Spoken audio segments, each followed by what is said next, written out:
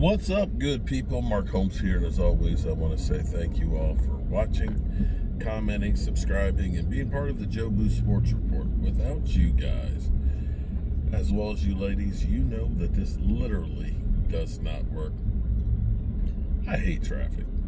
I don't mind time in the car, but I just hate stop and go. You know, I would rather drive 150 miles than to spend 20 miles in rush hour traffic, even if it was the same amount of time in the car. I just need to keep moving, and this is, okay, we're moving, but just barely.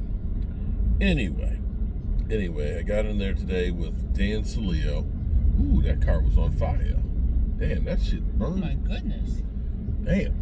Whoa. Wow, that burned all the paint off of it. Damn. I don't know if you can see that in the rearview mirror or not.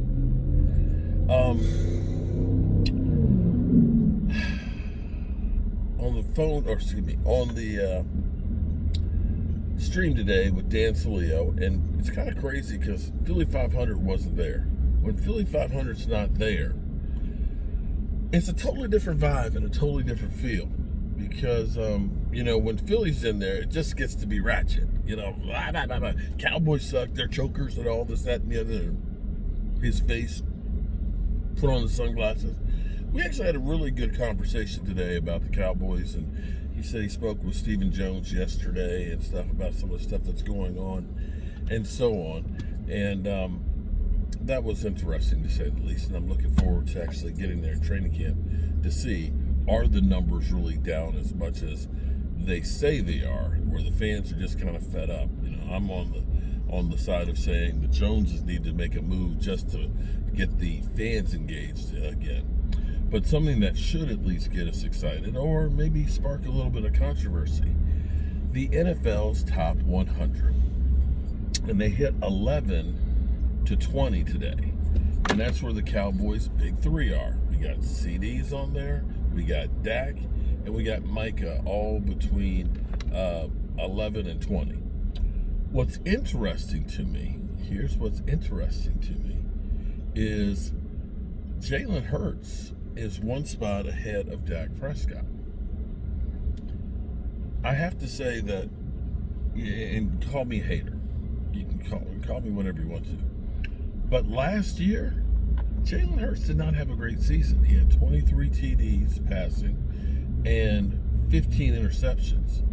What's significant about that, now that doesn't count the tush-push rushing touchdowns and things, which, you know, I'm not sure you look at it and say, you know, they're 1-yard touchdowns where you guys have perfected basically the tush-push, but be that as it may. Most quarterback statistics,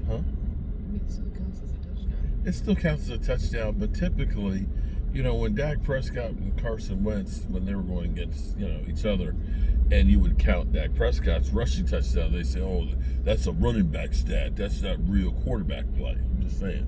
Can't have it both ways. But be that as it may, Dak's got 36 TDs to 9 interceptions. Jalen Hurts has got 23 TDs to 15 interceptions.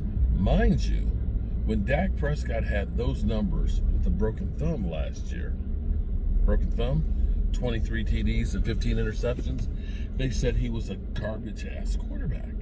Now, neither of us did anything in the playoffs last year. Both of us losing in the first round. We lost to Green Bay. They got their teeth kicked in by Tampa Bay. Baker Mayfield, so to speak. So I'm curious to what you guys think. Is that where it should be? That Jalen Hurts, who, like Dan Ceedee, thinks is 15th best quarterback? He thinks Dak Prescott is in the top 5. Dak Prescott, runner-up for MVP. Jalen Hurts, not. Just saying. It just seems like that one's a little bit of a miss, but it's voted on by the players and the NFL and yada, yada, yada. I guess I'm just being a hater. And she sleep. Literally, talked her to sleep. Not asleep. You were resting your eyes? I was just resting my eyes. She was just resting her eyes. Okay, when you're resting your eyes, that means you're asleep. And I'm wondering, are we ever going to get to Rich's house? We have been in the car for 4 hours today. I should have just told them I'll be over first thing in the morning. But I was like, nah, they got the countertops in at 3:30. I'll do it after the Dan Saleo show. I'll go over it all. And, I'm missing the highlights from the second padded practice. And apparently, there was some passion on the field today because there was a brawl. And I can't get the highlights and stuff here because I'm driving. But, yeah, I want to see who was fighting whom in that. And it's always good to get a little scuffle in practice. The coaches usually try and mix it up and get a little bit of aggression in there. You get tired of the first couple of weeks of training camp. You get to camp legs. You get tired of hitting the same guys and doing the same plays and getting yelled at and stuff. And you want to take out some aggression on somebody. Yeah, nothing wrong with a good old camp fight. All right, good people. Maybe sometime tonight we'll finally get over there. We only have 12 miles to go. It's 28 minutes. Not sleep. Okay. She was asleep. She was asleep.